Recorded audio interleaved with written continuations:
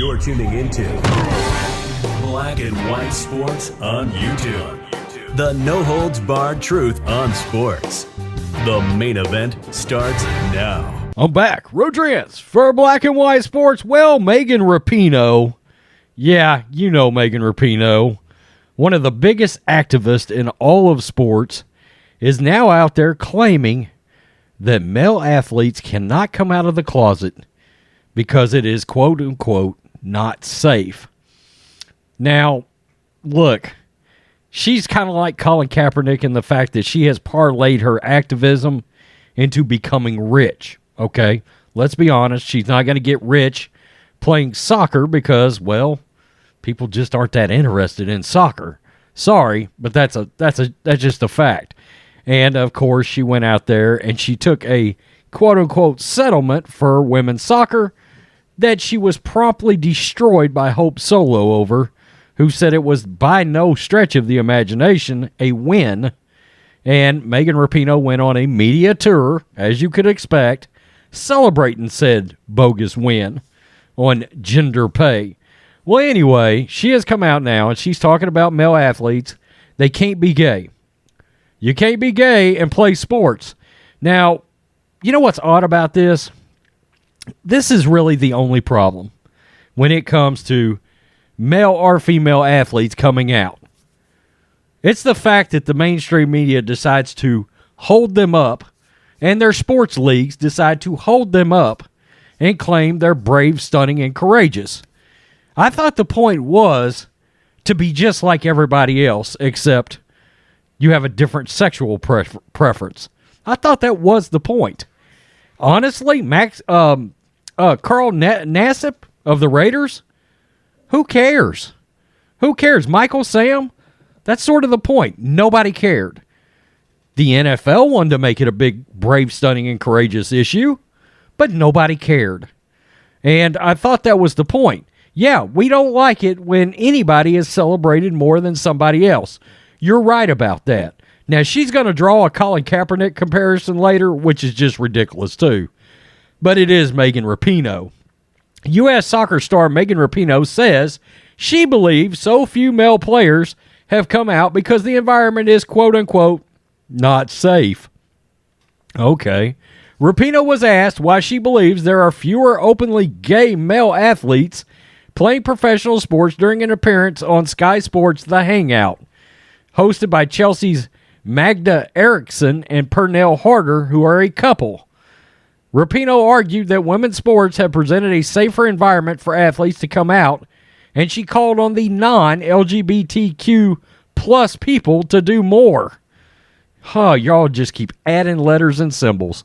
Quote, to everyone in the sporting culture, you have a responsibility to think about what you're saying and ensure you're creating an environment that is welcoming and open. Why aren't there any male athletes in the elite sport? Well, it's not safe. They don't feel safe. They either feel that they're going to be abused from fans, they're going to be kicked off teams, they have slurs thrown at them, whatever it is, Rapinoe said. So it's not safe. Until it is safe, we won't see any male players. Quote, I think it's safer on the women's side, and I think we have a lot of camaraderie just between ourselves and a lot more people coming out, which makes it easier for everybody. But I would say from the sporting directors to the club owners to the fans to all the players, it's your responsibility also. The OL Reign midfielder, known for her activism, was the first white athlete to follow Colin Kaepernick's kneeling protest against racism and discrimination. She drew blowback from U.S. Soccer, which later required its athletes to stand for the national anthem. You're talking about two separate issues here. Okay, kneeling for the national anthem and protesting over police brutality is total BS. Okay, one has nothing to do with the other. Number one, quote-unquote police brutality on black people is a complete false BS narrative, and that's one reason it got blowback. The other, you disrespected the flag in the country and the military. So yeah, that's a separate issue. Completely separate issue, and yeah, Americans are going to get mad about that. You're right. Rapinoe talked about her decision in following Kaepernick and kneeling, saying she didn't think it was going to be as big as it was. Maybe that was me being a little naive, but I think to this day that was an easy thing for me to do because I believed him. Well, that's your fault if you believe him, not anybody else's. Do some research. It's called a search engine. There was a lot of fallout from it, Rapinoe said, but even in the 4 short years after Colin was kneeling for the first time, look how far we've come. Yeah, you've got a bunch of activists getting out of college and running around the country burning it down. Everyone who had something to say to Colin and the people who supported him have been proven wrong. That is also a completely false statement. But go on, keep thinking that. A lot of people are on board now, and that's not to say that they were wrong and I was right. It's not about that. It's just that sometimes history catches up quickly. I think the more people that get involved and speak on behalf of what's right, the quicker we can get to things instead of laboring through discrimination and racism. Last August, U.S. women's national team player Hope Solo said during a podcast that she saw Rapinoe, her former teammate, almost bully players into kneeling for the national anthem. That's another issue, Megan Rapinoe. Yeah, you've been called a bully because if people did not agree with your activism, you chose to try to force it on them. Yeah, people don't like things to be forced on them.